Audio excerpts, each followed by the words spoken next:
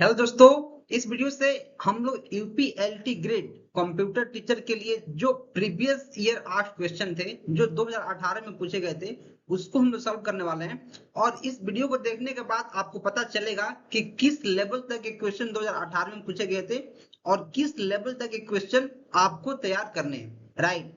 तो मैं हूं त्रिलोकी इंडिया वाले और मैं आपको काफी अच्छे से जितने भी प्रीवियस ईयर के क्वेश्चंस हैं उनका सेट कराने वाला हूं।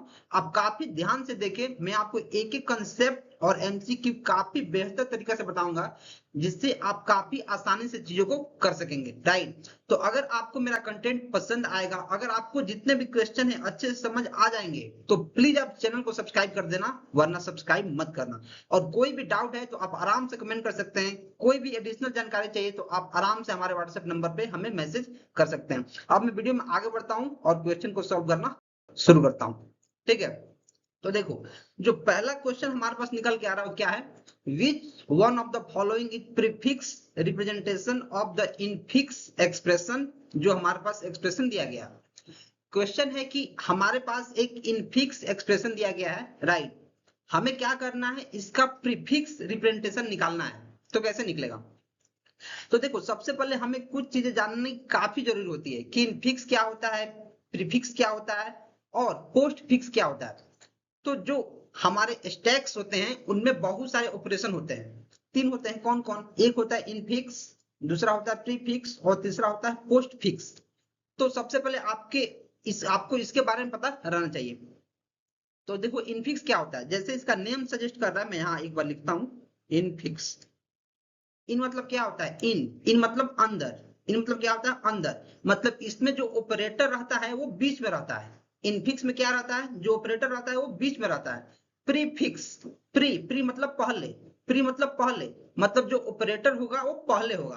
Post fix. पोस्ट मतलब बाद में। पोस्ट मतलब बाद में। तो जो ऑपरेटर होगा वो बाद में होगा। राइट। आप इतना चीज समझ गया। तो अब समझना है कि जो हमारे पास इनफिक्स एक्सप्रेशन दिया गया है इसका प्रीफिक्स क्या होगा। तो सबसे पहले आप ये जानो कि इनफिक्स है कि नहीं। हाँ, क्योंकि देखो, जो इसमें ऑपरेटर है जैसे स्टार हो गया, प्लस हो गया, डिवाइड हो गया, ये सब अंदर दिया हुआ है, मतलब ऑपरेंड्स के बीच में दिया गया है। राइट। तो ये हमारा इनफिक्स है। तो पोस्ट फिक्स में इसको कैसे करेंगे? तो उससे पहले आपको एक चीज मैं आपको बता देना चाहता हूं कि जो प्रीफिक्स होता है, प्रीफिक्स, इसको हम लोग पॉलिश नोटेशन भी बोलते हैं। Polish notation. आपसे क्वेश्चन में ऐसा ही पूछ देगा कि कौन सा पॉलिश नोटेशन है। राइट। और जो हमारा इनफिक्स होता है, इनफिक्स, जो इनफिक्स है ये हमारा रेगुलर है। मतलब जैसे हम लोग यूज करते हैं चीजों को लिखने में, जैसे हम रियल लाइफ में यूज करते हैं, वही हमारा सेम टू सेम क्या है? इनफिक्स है। पोस्ट फिक्स को क्या बोलते हैं? Reverse polish notation. तो चलिए अब अपन समझते हैं। हमारे पास ये है, जैसे A star B plus C divided by D. तो देखो, कोई भी एक्सप्रेशन हो, कोई भी ऑपरेटर जब काम करता है तो दो ऑपरेंड्स पे काम करता है। दो। जैसे स्टार जो काम करता है वो सिर्फ दो चीजों को मल्टीप्लाई करता है। अगर मैं 5 into 6 कर रहा हूं, मतलब दो हमारे पास ऑपरेंड है, एक 5 एक 6, और इसके अंदर हमारा गुना हुआ है, मतलब स्टार लगा है। तो कोई भी ऑपरेटर है वो एक बार में केवल दो ही ऑपरेंड्स पे काम करेगा। और देखो, हमारे पास एक्सप्रेशन तो आ गया। तो अब हमें इसको इवेल्युएट करना है, प्रीफिक्स बनाना है। तो इसके लिए कुछ रूल्स होते हैं। क्या रूल्स होता है भाई? कि देखो, हमारे पास इसमें तीन ऑपरेटर हैं, एक है स्टार, एक है प्लस और एक है डिवाइड। तो सबसे पहले मैं किसका काम करूंगा? तो सबसे पहले किसका काम करूंगा ये आपको पता चलेगा प्रेसिडेंस की हेल्प से। प्रेसिडेंस अब क्या होता है, यहां देखो। प्रेसिडेंस। प्रेसिडेंस ये होता है प्राथमिकता, कि कौन से हमारे जो ऑपरेटर हैं वो कब इवेल्युएट किए जाएंगे। मतलब जैसे स्टार भी आ गया, गुना भी आ गया, भाग भी आ गया, प्लस आ गया, माइनस आ गया, डिवाइड आ गया। तो सबसे पहले किसका काम करेंगे सर?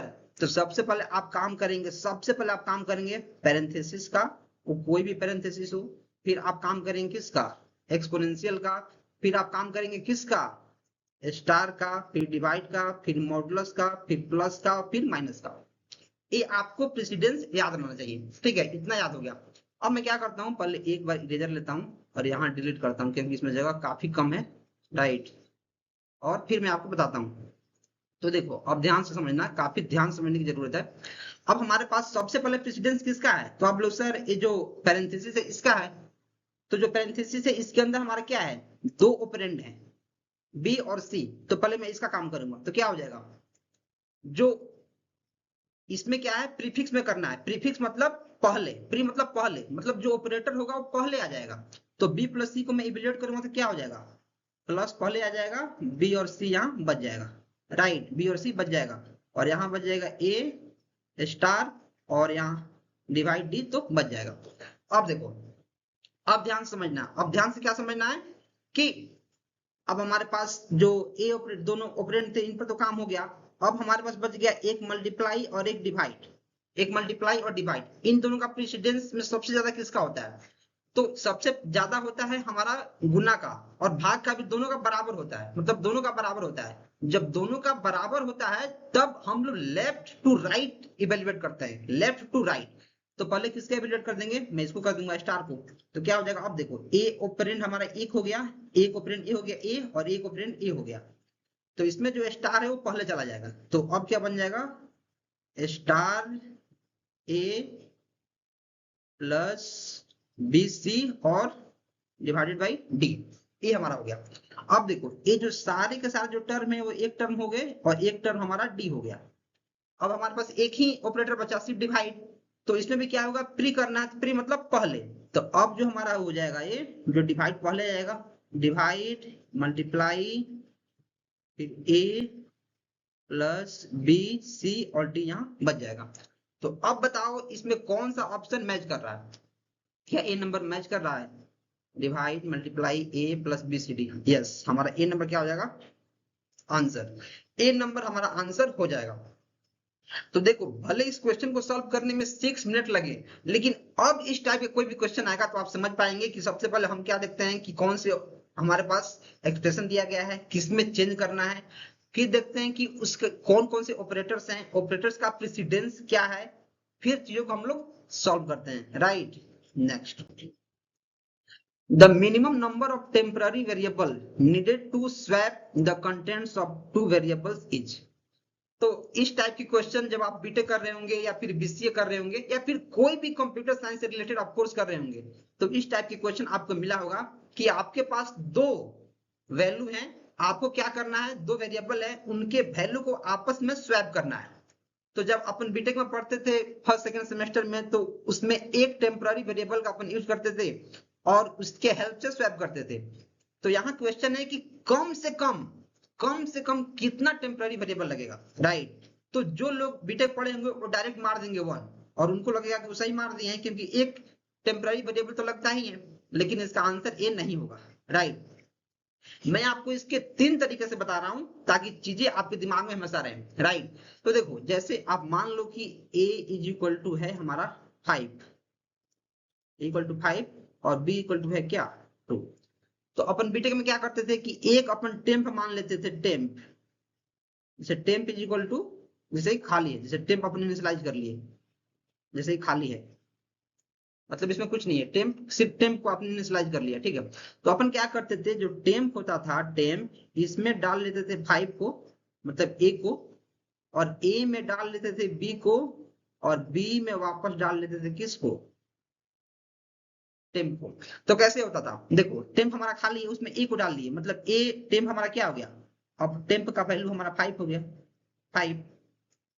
अब देखो अब ए खाली हो गया, ए का वैल्यू हमने डाल दिया टेम्प में, अब ए खाली हो गया, अब जो बी था उसमें उसका वैल्यू अपन ए में डाल दिए, तो बी का वैल्यू कितना है 2, तब ए का वैल्यू कितना हो जाएगा, अब ए का वैल्यू 5 हो जाएगा, बी का वैल्यू कितना है 2, अब ए का वैल्यू कितना हो जाएगा 2 हो जाएगा। अब देखो बी खाली हो गया, बी खाली हो गया, तो जो टेम्प हमारा यहाँ है जिसके वैल्यू 5 स्टोर है, तो टेम्प इसमें 5 है तो उसको हम डाल दिए बी में, तो बी का वैल्यू कितना हो जाएगा 5 हो जाएगा। तो फाइनली हमारा क्या हो गया, ए का वैल्यू 2 हो गया और बी का वैल्यू 5 हो गया। यहाँ ए का वैल्यू 5 था तो ए का वैल्यू हमने 2 कर दिया और बी का वैल्यू 5 कर दिया। तो इसमें एक टेम्पररी वेरिएबल का यूज हुआ है, लेकिन हमें क्या करना है, क्वेश्चन क्या बोला है कि कम से कम कितने वेरिएबल्स चाहिए। तो ये तो हो गया कि जो बच्चा याद किया हुआ है बीटेक में कि हाँ एक तो टेम्पररी वेरिएबल चाहिए तो उसको कर लेगा, लेकिन आंसर ए नहीं होगा। आंसर क्या होगा, ए नहीं होगा। तो पहले मैं क्या करता हूँ, इसको सेलेक्ट करता हूँ और पहले इसको डिलीट करता हूँ, क्योंकि एक आप आंसर टिक मार दोगे और वो हो जाएगा गलत। तो मैं आपको एक और तरीका बताता हूं कि आप बिना किसी टेम्पररी वेरिएबल के यूज किए ही आप वैल्यू को स्वैप कर सकते हो, राइट। कैसे? तो देखो मैं आपको दिखाता हूं काफी बेहतर तरीका से, ठीक है। तो देखो अपन अब क्या करेंगे, जैसे a इज इक्वल टू 5 है और b इज इक्वल टू क्या है 2, तो अपन क्या करेंगे, एक टेक्निक का यूज करेंगे। जो a है a, इसमें a और b दोनों वैल्यू को प्लस करके डाल देंगे। तो a का वैल्यू अभी कितना बन जाएगा, a में क्या करेंगे, a प्लस b दोनों के वैल्यू को प्लस करके डाल देंगे। तो a का 5 है, b का 2 है, तो a का वैल्यू कितना हो जाएगा, अभी 7 हो गया। a का वैल्यू अभी कितना हो गया 7। और जो b है इसमें क्या करेंगे, a माइनस b कर देंगे, a माइनस b। तो a का वैल्यू कितना है इधर, a का वैल्यू अभी 7 आया है तो 7, b का वैल्यू कितना है 2, तो b का वैल्यू कितना हो जाएगा 5, b का वैल्यू 5 हो गया। और फिर से अपन क्या करेंगे, a में क्या करेंगे, a माइनस b कर देंगे, a माइनस b।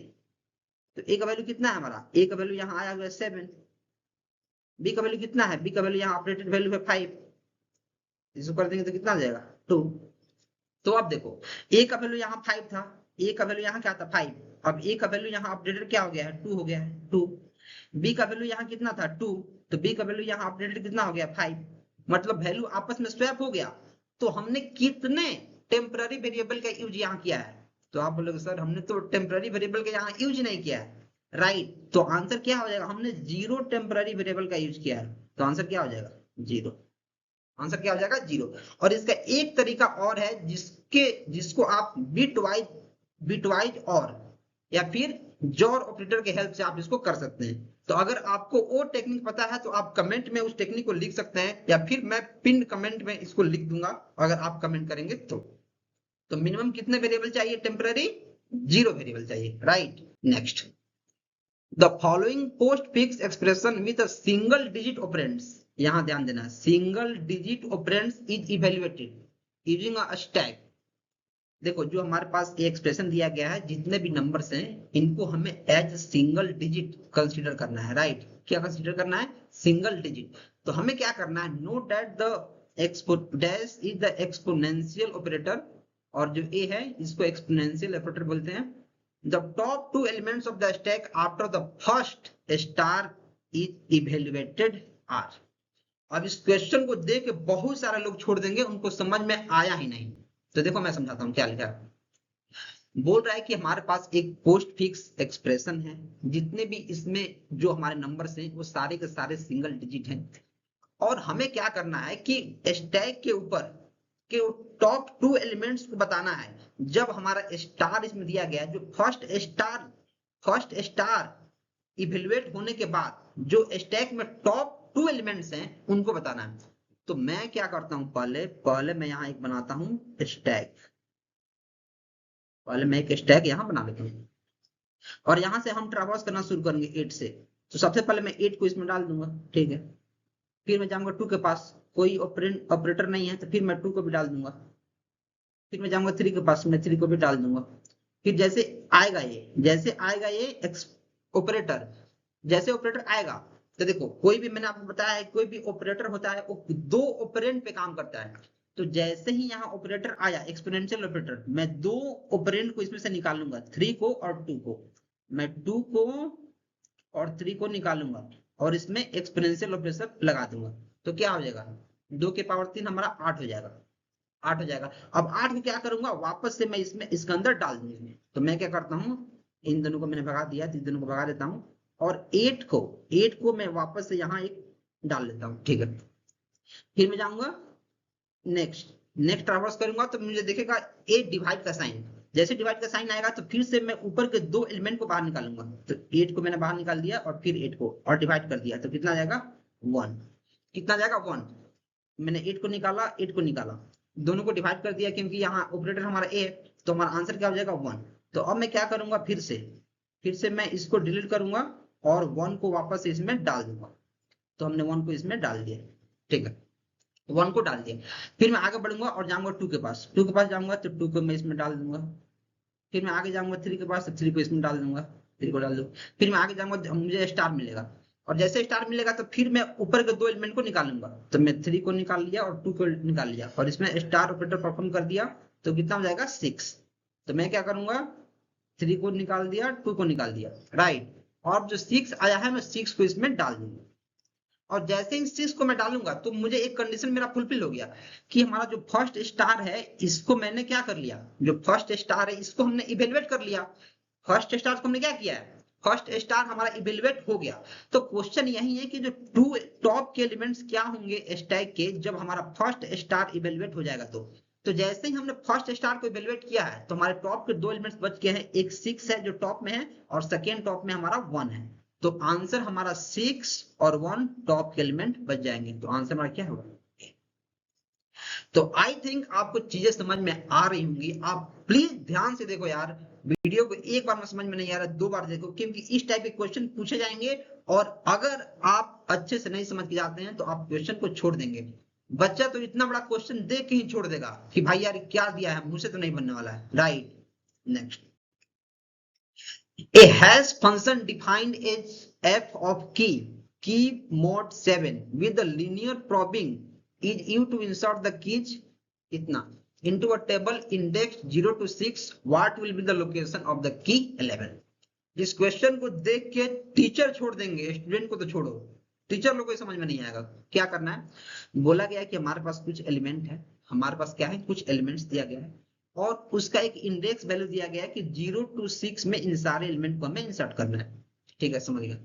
इंसर्ट ऐसे नहीं करना है, अगर ए हमारा एकदम बेसिक एरे होता तो इसको 0 इंडेक्स पे इसको 1 2 3 4 5 6 ऐसे अपन इंसर्ट कर देते, लेकिन इसने बोला है कि जब भी इंसर्ट करना है तो जो की है उसको mod 7 करके करना है, राइट। और लीनियर प्रोबिंग का हेल्प लेना है।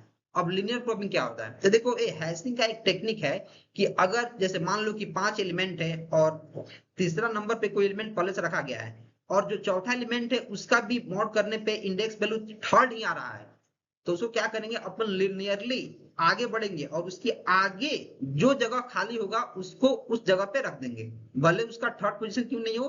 तो अगर 3rd पोजीशन भरती है तो उसको 4th पोजीशन पर रखेंगे, अगर 4th खाली है तो। ठीक है, तो देखो, तो मैं क्या करता हूं, काफी बेहतर तरीका समझाने के लिए पहले एक बॉक्स बनाता हूं, बॉक्स, और इसको 1 to 6 इंडेक्स कर लेता हूं, 0 1 2 3 4 5 6। तो देखो 0 1 2 3 4 5 और 6। अब देखो अपन 37 को इंटर करते हैं, तो 37 को डायरेक्ट अपन 0 पर नहीं रख सकते हैं, क्यों, क्योंकि यहाँ बोला गया किसी भी की को अपन इंटर करना है तो की में 7 से मॉड करना है। तो जो 37 है, 37 इससे मैं मॉड 7 करूंगा तो रिमाइंडर कितना आएगा, 7 5 35, 2 रिमाइंडर आ जाएगा। तो इंडेक्स वैल्यू जो 2 है उस पे हम 37 को रख देंगे, 37। वैसे 38 पे जाऊंगा, 38 पे तो 38 मॉड में 7 करूंगा तो रिमाइंडर कितना आएगा, 7 5 35, 3। तो 3rd नंबर पे मैं 38 को रख दूंगा, 3rd नंबर पे 38। वैसे मैं 72 पे जाऊंगा तो 72 मॉड में 7 करूंगा तो कितना आ जाएगा, 72 मॉड 7 करूंगा तो कितना आएगा, 7 70, 2 आ जाएगा, 2। तो क्या 2 तो पहले से खाली है, 2 तो पहले से हमारा क्या है, भर्ती है। 1 मिनट, 72 7 70, 7 5 35, 3 आ जाएगा, 7 5 35, 2 आ जाएगा, 2 3 2। तो इसको मैं क्या करूंगा, देखो अब जो 72 2 पे आ गया तो 2 तो पहले से यहाँ भर्ती है, 2 भर्ती है तो क्या करूंगा, अब लीनियर प्रोबिंग इसी को बोलते हैं, जब 2 भर्ती है तो आगे जाओ 3 पे, 3 भर्ती है, 3 में भर्ती है तो 4 पे जाओ। तो 72 को मैं क्या कर दूंगा, 4 पे रख दूंगा। फिर मैं आगे जाऊंगा 48 पे, तो 48 मॉड 7 करूंगा तो 7 7 6 42, 6 यानी 6 नंबर पे हमारा क्या आ जाएगा, 48 आ जाएगा। फिर मैं जाऊंगा 98 पे, जब 98 पे जाऊंगा तो 7 से कट जाएगा तो 98 हमारा आ जाएगा इस पे 0 पे। फिर जाऊंगा 11 पे तो ये हमारा जाएगा 7 एकम 7 4, चौथे नंबर पे। तो चौथा नंबर हमारा पहले से भरा हुआ है तो मैं इसको लीनियर प्रोबिंग की हेल्प करूंगा और नेक्स्ट जो खाली मिलेगा, जो भी खाली मिले नेक्स्ट उसके उस पे रख दूंगा। तो 11 को हमने इस पे रख दिया और जैसे ही 11 को हमने इस पे रखा तो मैंने देखा कि हमारा इंडेक्स 5th पे है, तो आंसर क्या हो जाएगा, इंडेक्स 5th हो जाएगा। देखो जितने क्वेश्चन है ये क्वेश्चन आसान इसको मैं नहीं कहूंगा, अगर आपका कंसेप्ट क्लियर नहीं है, अगर आप चीजों को अच्छे से नहीं किए हैं तो आई डोंट थिंक कि आप इस क्वेश्चन को कर पाइएगा एग्जाम में। इसके लिए आपको काफी अच्छे से प्रैक्टिस करना पड़ेगा और मैं आपको काफी बेहतर तरीके से समझा रहा हूं ताकि चीजें आपको समझ में आ जाए। Next, the concatenation of two lists is to be performed in O of one time. Which of the following implementation of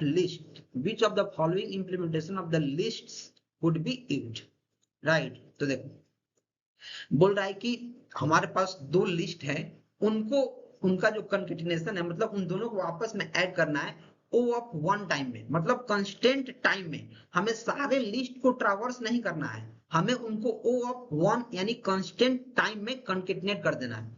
तो वैसे कौन से इंप्लीमेंटेशन है जो इसको फुलफिल करते हैं? कौन सा? क्या सिंगल लिस्ट करेगा? नहीं, सिंगली लिंक नहीं करेगा। क्यों?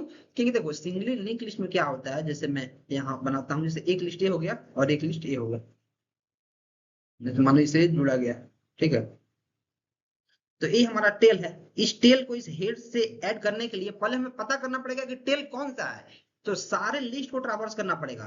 तो ओ ऑफ एन टाइम लग जाएगा, जो ओ ऑफ वन से बड़ा है, तो क्या ये आंसर होगा? नहीं, ये आंसर नहीं होगा।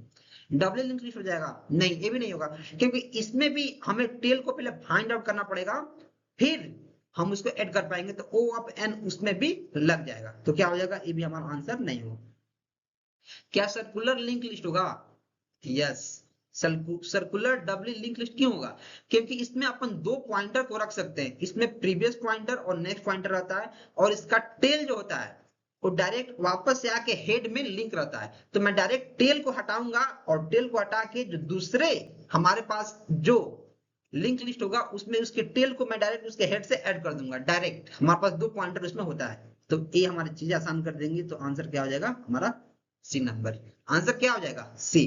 Next, match list 1 with list 2 and select the correct answer using the codes given below. Right, all pair shortest path। तो देखो इस टाइप के जो क्वेश्चंस होते हैं इनमें से सबका जो आंसर होता है आपको याद नहीं रखता है। जैसे मानो मुझे पूरा आंसर याद नहीं है, लेकिन मुझे इसमें से दो आंसर मुझे याद दिख रहा है। कौन कौन? Quick sort. जो क्विक सॉर्ट होता है वो क्या होता है? डिवाइड एंड कनकर होता है। तो मैं बी को क्या मार दूंगा? जो क्विक सॉर्ट होता है वो डिवाइड एंड कनकर होता है, ये हो जाएगा। जो कनेक्टेड कंपोनेंट होता है ये हमारा क्या होता है? जो कनेक्टेड कंपोनेंट होता है ये हमारा होता है डीएफएस, क्योंकि इसमें हर एक कोई चीजें कनेक्ट होता है। तो दो चीजों को तो हमने मार दिया। अगर मान लो मुझे चारों के आंसर नहीं पता थे, सिर्फ दो ही पता थे, तो मैं क्या करता? देखूंगा जो बी नंबर है, बी का डी किसमें है? बी का डी, बी का डी, बी का चौथा इसमें नहीं है, इसमें नहीं है। दो आंसर तो ऐसे ही गलत, दो आंसर गलत। जो डी है डी, इसका आंसर होगा बी, डी का बी यानी डी का दूसरा। डी का दूसरा कौन है? डी का दूसरा ए है, ये आंसर गलत। तो मैं एलिमिनेशन मेथड के हेल्प से भी चीजों को मार सकता हूं। जो एलिमिनेशन मेथड है मैं इसके हेल्प से भी चीजों को सही कर सकता हूं। तो मैं आपको बता देता हूं, जो ऑल पेयर शॉर्टेस्ट पाथ है ये हमारा डायनेमिक प्रोग्रामिंग के अंदर आता है। Dynamic programming, dynamic. और जो ऑल पेयर शॉर्टेस्ट पाथ है ये हमारा वार्सल, इसको बोलते हैं फ्लोयड वार्सल। फ्लोयड वार्सल एल्गोरिथम के हेल्प से इसको हम लोग सॉल्व करते हैं। और जो एक बच गया मिनिमम वेट स्पैनिंग ट्री, ये हमारा होता है greedy. Minimum weight spanning tree एक ग्रिडी एल्गोरिथम की हेल्प से सॉल्व करते हैं। तो इसके बारे में मैं आपको थोड़ा सा बता देता हूँ। राइट, तो जो ऑल पेयर शॉर्टेस्ट पाथ होता है वो डायनेमिक प्रोग्रामिंग से उसको सॉल्व करते हैं और उसको वार्सल एल्गोरिथम की हेल्प से सॉल्व करते हैं।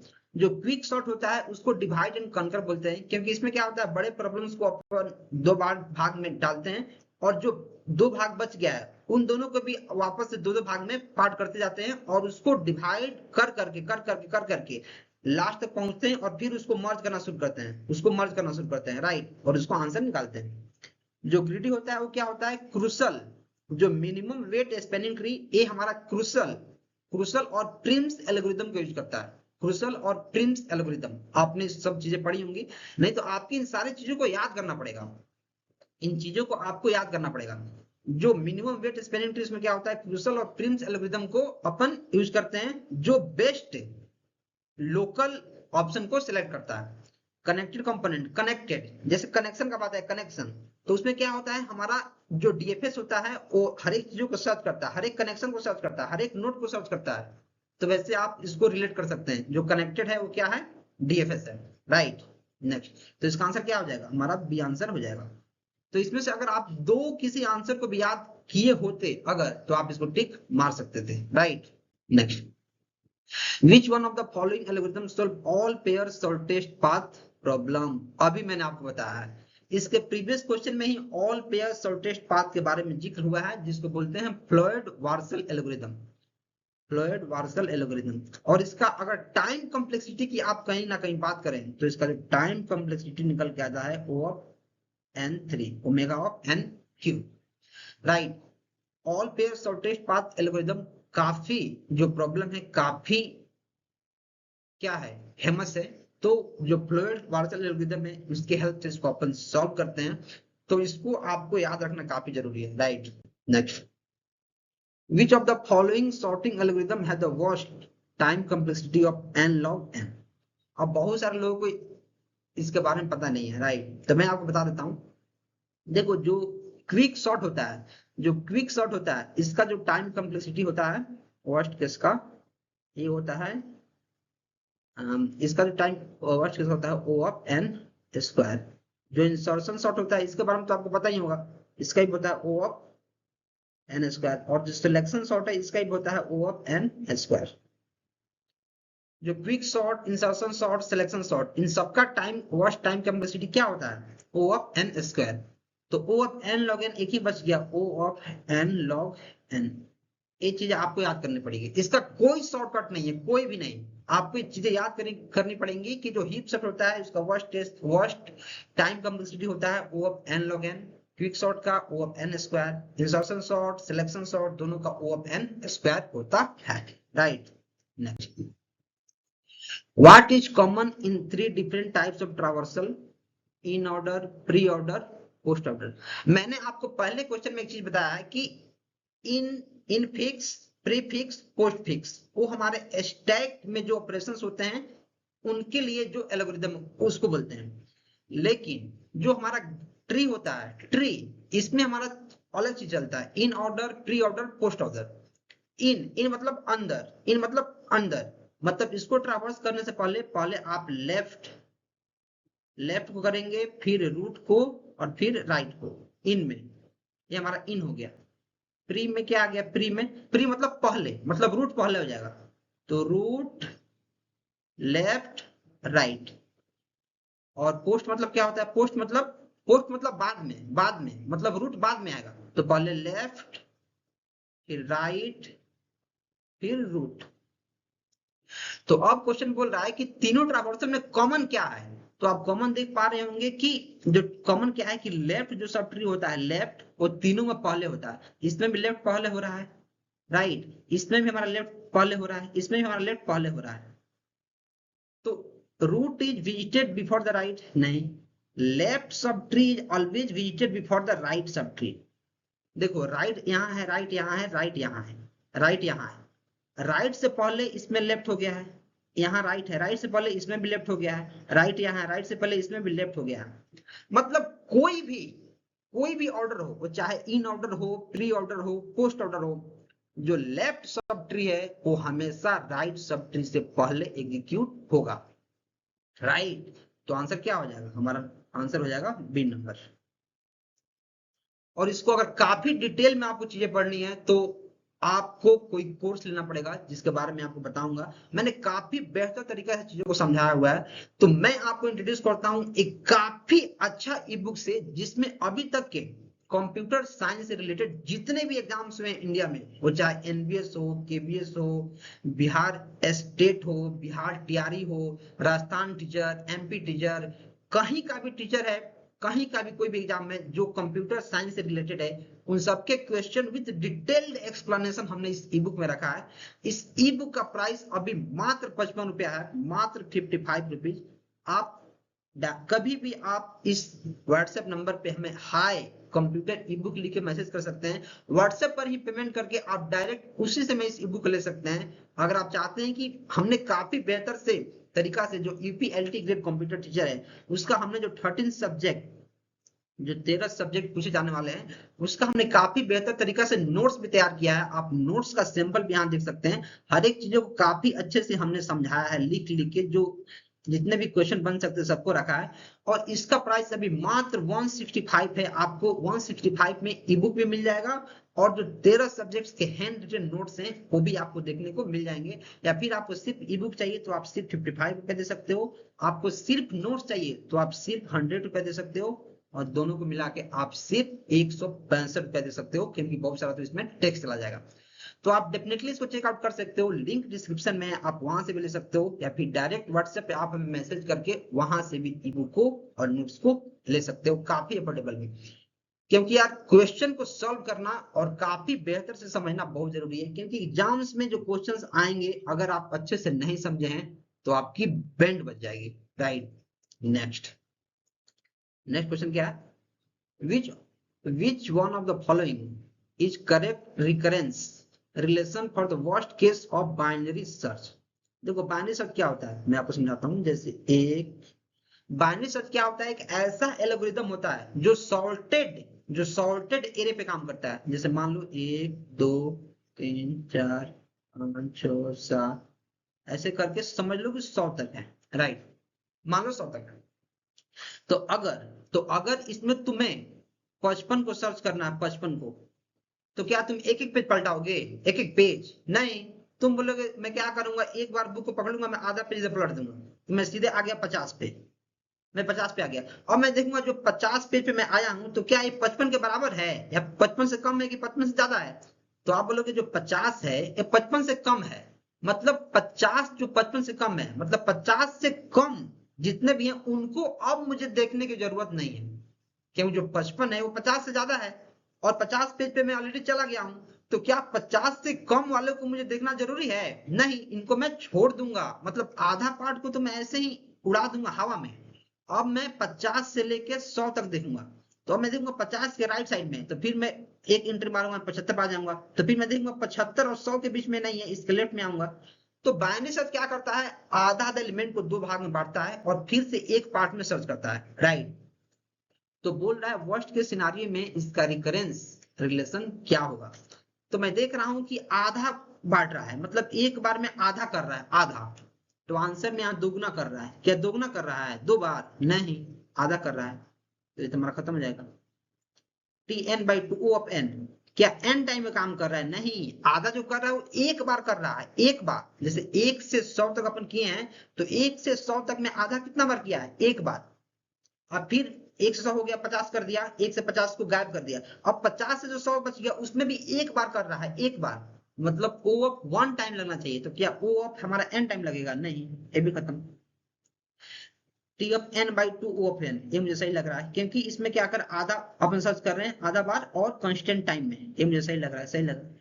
क्या 2 हो जाएगा? क्या 2 बार अपन सर्च कर रहे हैं? नहीं, एक। देखो आप बोलोगे सर मैं 2 बार 3 बार जब तक नहीं आता तो सर्च कर रहा हूँ, वो बात ठीक है, लेकिन एक जो वैलिड नंबर है, जैसे 1 से 100 के बीच में, तो 1 से 50 अपन सर्च कर ले तो उसमें तो एक बार ही किया है ना।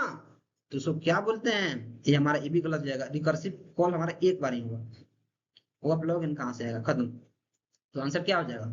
ये मतलब अपन क्या करते हैं, रिकर्सिव कॉल को आधा बार करते हैं और कांस्टेंट टाइम मतलब एक बार उसको सर्च करते हैं। तो आंसर क्या हो जाएगा? T of 1। अब बहुत लोग कंफ्यूज होंगे, भैया यार ये क्या है, T of N, T of 1 equal to T of 0 equal to O of 1। तो ये हमारा कांस्टेंट टाइम है और यहाँ बता रहा है कि एन का वैल्यू अगर 1 रखें तो भी हमारा क्या हो जाएगा, ये टी ऑफ 0 में और ओ ऑफ 1 में काम होगा। Right, next. Which one of the following traversal technique lists the nodes of binary search tree in ascending order? देखो असेंडिंग ऑर्डर, अगर आप बहुत सारे क्वेश्चन प्रैक्टिस करेंगे तो आपको पता चल जाएगा कि इसका आंसर होता है इन ऑर्डर। राइट, कैसे होता है? तो मैं आपको पहले एक एग्जांपल लेता हूं। मान लो कि एक ट्री है हमारे पास, यहाँ 6 है, फिर यहाँ 4 है, फिर यहाँ 8 है, फिर यहाँ 7 है, फिर यहाँ 9 है, फिर यहाँ 3 है और फिर यहाँ 5। देखो जो बाइनरी सर्च ट्री होता है उसका एक खासियत होता है कि जो इसके लेफ्ट सब ट्री होते हैं, लेफ्ट सब ट्री, उनकी वैल्यू हमेशा रूट से कम होती है। जो राइट सब ट्री होता है उसका वैल्यू हमेशा रूट से ज्यादा होती है, और ये हर एक नोड पर अप्लीकेबल है। देखो जैसे 6 है, इसका लेफ्ट सब ट्री ये तीनों हो गया, तो 6 से तीनों वैल्यू कम है। और फिर 4 पे आओगे 4, तो 4 के लिए रूट ये हो गया 4, इसके लेफ्ट में से वैल्यू कम है, राइट में से ज्यादा है, लेकिन जो 6 के लिए ये तीनों कम है। वैसे ही राइट में जाओगे तो सेम यही प्रिंसिपल काम करेगा। तो अब मैं क्या करता हूं, इसका पोस्ट ऑर्डर ट्रावर्सल करता हूं। पोस्ट मतलब क्या होता है, बाद में, मतलब जो रूट आएगा वो बाद में आएगा, बाद में। पहले लेफ्ट राइट रूट, तो यहां जाएगा पहले, यहां जाएगा इसके लेफ्ट में, फिर इसके लेफ्ट में लेफ्ट, तो लेफ्ट फिर राइट, लेफ्ट राइट रूट, और पूरा लेफ्ट हो गया लेफ्ट, और फिर राइट में जाएगा लेफ्ट राइट, राइट यहां गया यहां, तो फिर लेफ्ट में, तो लेफ्ट राइट रूट। अब लेफ्ट हो गया, राइट हो गया और रूट हो गया। ये हमारा क्या हो गया, पोस्ट ऑर्डर हो गया। पोस्ट ऑर्डर में क्या हो गया, 3 5 4 7 9 8 6, ये हमारा पोस्ट ऑर्डर हो गया। तो क्या आपको ये असेंडिंग ऑर्डर में दिख रहा है, नहीं दिख रहा है, तो ये तो आंसर आपका नहीं होगा। प्री ऑर्डर, प्री मतलब पहले, जो रूट होगा वो पहले होगा। प्री मतलब पहले, जो रूट होगा वो पहले। तो मैं यहां से गया तो यही रूट है, तो पहले 6 आ जाएगा। रूट फिर लेफ्ट, लेफ्ट में जाओगे तो पहले 4, तो यही रूट है। Root left right, root left right. अब देखो रूट हो गया, लेफ्ट हो गया, अब राइट में जाओगे तो पहले यही रूट है, तो 8 7 9, 8 7 9, ये हमारा क्या होगा, प्री ऑर्डर। तो क्या ये हमारा असेंडिंग ऑर्डर में है, नहीं, तो ये भी आंसर नहीं होगा।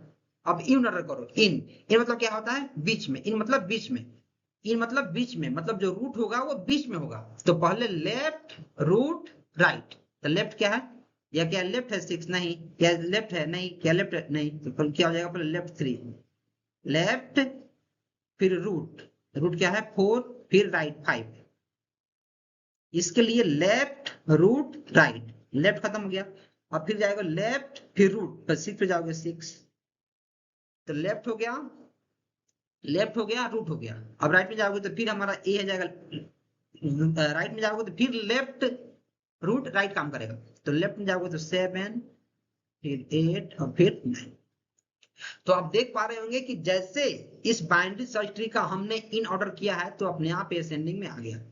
तो जैसे क्वेश्चन आएगा डायरेक्ट कि कौन से ऐसे टेक्निक हैं जो बाइनरी सर्च ट्री को डायरेक्ट असेंडिंग ऑर्डर में कर देता है, तो आप डायरेक्ट मारेंगे कि सर ये तो इन ऑर्डर इसको बोलते हैं। इसको क्या मैं बोलता हूं, इसको इन ऑर्डर बोलता हूं।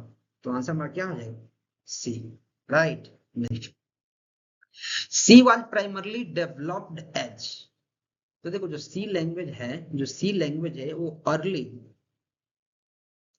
1970s में डेनिस रिची के द्वारा इसको फाउंड किया गया। कहा, बेल लेबोरेटरी में, बेल लेबोरेटरी में। तो जो पहले सी को इंट्रोड्यूस किया गया, जो सी को पहले इंट्रोड्यूस किया गया वो ऑपरेटिंग सिस्टम जैसे Unix operating system, compiler design के लिए, हार्डवेयर डिजाइन के लिए, मेमोरी के लिए, इसके लिए किया गया। तो ये सारे चीज क्या है, कंपाइलर क्या है, सिस्टम है, ऑपरेटिंग सिस्टम क्या है, सिस्टम प्रोग्राम है। तो सिस्टम प्रोग्रामिंग लैंग्वेज की जगह इसको इंट्रोड्यूस किया गया। लेकिन बाद में अभी एक जनरल पर्पस बन गया, इससे हम लोग बहुत सारी चीजें और भी बनाते हैं। लेकिन जो प्राइमरली, जो पहले हमारा आया था 1970s के टाइम, डेनिस रिची ने इसको बनाया था बेल लेबोरेटरी में, तो उस समय क्या आया था, as a system programming language.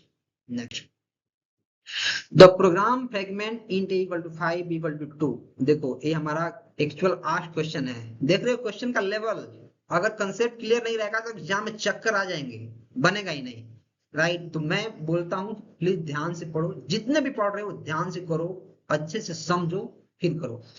तो देखो हमारे पास क्या है, a equal to 5 है और b equal to 2, तो आंसर क्या हुआ, तो हमारे पास है a plus plus plus plus plus B, तो ए का वैल्यू हमारा कितना है 5।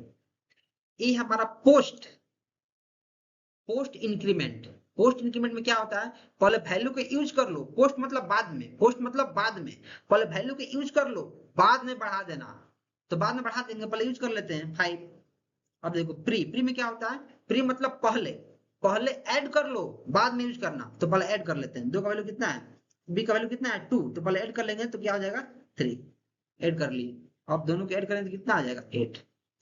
इसके 80% लोग इसमें 9 मार के आएंगे 9, लेकिन आंसर क्या होगा हमारा 8 होगा।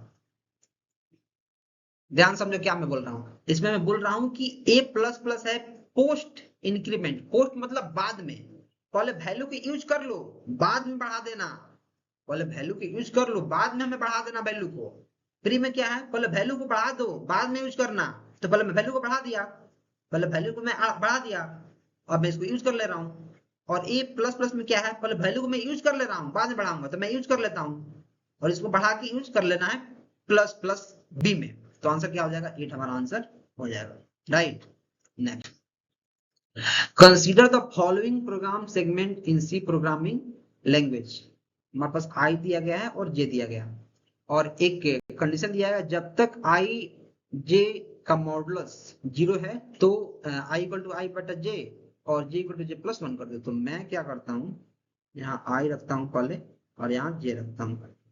राइट, आई का वैल्यू पहले है 6720 और जे का वैल्यू कितना है पहले 4। अब चेक करो, अब क्या करना है, चेक करना है आई का वैल्यू इतना है तो क्या जो आई है वो जे से डिविजिबल है, 0 हो जाएगा, हाँ क्योंकि लास्ट में 20 है और 24 से डिविजिबल है, हो जाएगा। तो क्या हो जाएगा, आई का वैल्यू आई डिवाइड बाई जे कर दो तो कितना आ जाएगा, डिवाइड करोगे तो 4 एकम 4 2 4 छक 24 4/32 यानी 1680 बार में कट जाएगा और इसमें जे प्लस 1 यानी इसका हो जाएगा 5।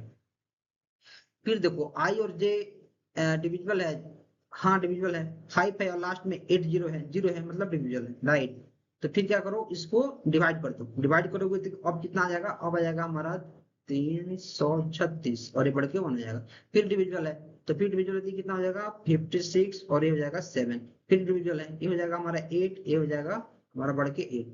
अब 8 से 8 हमारा डिविजिबल है तो कितना हो जाएगा, ये हो जाएगा 1 और ये हो जाएगा 9। अब क्या जो हमारा 1 है 9 से डिविजिबल है, नहीं डिविजिबल है, जब नहीं डिविजिबल है तो टर्मिनेट हो जाएगा और जे का वैल्यू हमारा अपडेटेड हो गया है कितना 9, जे का वैल्यू हमारा अपडेट होगा कितना हो गया है 9 हो गया है, तो आंसर क्या हो जाएगा 9 हमारा हो जाएगा। देखो इस टाइप के क्वेश्चन आसान होते हैं, बस आपको जल्दी जल्दी चीजें करनी पड़ती हैं क्योंकि एक क्वेश्चन ऐसा नहीं है कि किसी को नहीं आएगा, लेकिन एक क्वेश्चन ऐसा है कि आते हुए मैक्सिमम लोग इसको छोड़ेंगे, टाइम ही नहीं मिलेगा एग्जाम में, एग्जाम में उतना टाइम कहाँ है। राइट, नेक्स्ट, अब देखो एक जो क्वेश्चन है वो काफी फॉर्मूला बेस्ड क्वेश्चन है और इसको काफी मैं एडवांस लेवल के क्वेश्चन बोलूंगा क्योंकि इस क्वेश्चन को करने में मतलब आसान नहीं है इस क्वेश्चन करना। राइट, कैसे, देखो बोला है कि एक बी ट्री दिया गया है जिसका ऑर्डर पी है और जिसमें एन नंबर ऑफ कीज है, इसका मैक्सिमम हाइट क्या होगा, इसका मैक्सिमम हाइट क्या होगा। तो मैं आपको बताता हूँ, देखो जो जो बी ट्री होता है, बी ट्री इसमें बहुत सारे नोड हो सकते हैं। राइट, अगर देखो जैसे ए रूट है और इसमें 3 नोड्स जैसे एक लेयर पे हो सकते हैं, तो अगर 3 नोड को मैं कर रहा हूं तो इसका हाइट कितना हो गया 1 2, इसका हाइट 2 हो गया।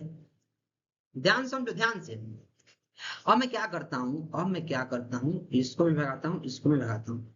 ध्यान सुनो, जो 3 चिल्ड्रन थे मैं फिर इसको एक इसके पीछे लगा देता हूँ, फिर इसको मैं इसके पीछे लगा देता हूँ, वही 3 चिल्ड्रन है, अब इसका हाइट कितना हो गया, तो आप बोले सर 3 4, अब इसका हाइट 4 हो गया। तो हमें क्या करना है, मैक्सिमम हाइट निकालना है, मैक्सिमम। तो मैक्सिमम हाइट कब होगा, जब कम चिल्ड्रन को हम एक लेवल पर रखेंगे। समझ रहे हो मैं क्या बोल रहा हूँ, अगर 4 चिल्ड्रन है, चारों के एक लेवल पे रख दिया तो हाइट सिर्फ 2 ही बचेगा, लेकिन वहीं 4 चिल्ड्रन को तुम एक लेवल पे एक चिल्ड्रन को रखोगे, कम से कम चिल्ड्रन को एक लेवल पे रखोगे तो हाइट उसका बढ़ जाएगा। तो इस कंसेप्ट पे काम होगा, इसका डायरेक्ट फॉर्मूला होता है, आप इसको टिक मार सकते हो, लेकिन मैं कुछ आपको एक्सप्लेन कर देता हूँ, मैं वीडियो में आगे बढ़ता हूँ। और देखो मैं एक्सप्लेन थोड़ा सा एक्सप्लेनेशन लिख लाया हूँ क्योंकि इतनी सारी चीजें यहाँ मैं लिखूंगा तो संभव नहीं है। What is a B tree of order P, क्या होता है, each node can have at most P children, ठीक है, each node can have at most P minus 1 children, मतलब कम से कम की रहना चाहिए। It is a balance tree used in database and file system, ये तो आपको पता है, ठीक।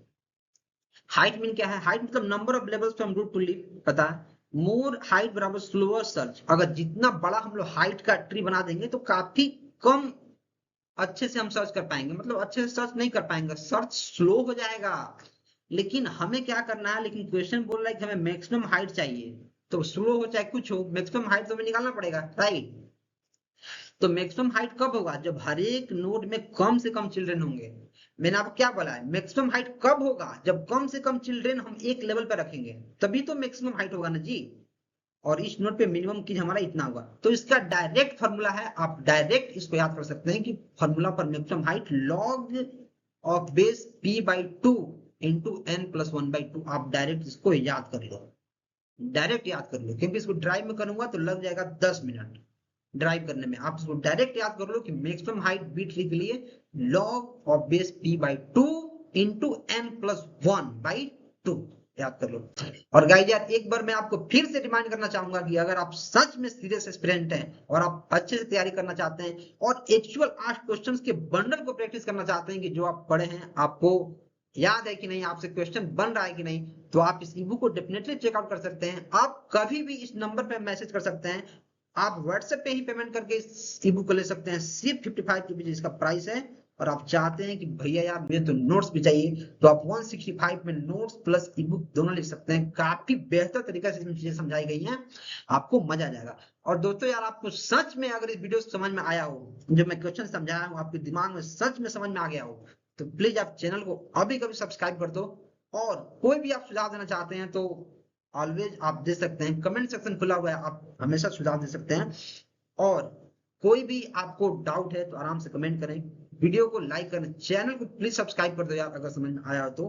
अपन मिलते हैं अगले वीडियो में, till then keep supporting and keep exploring.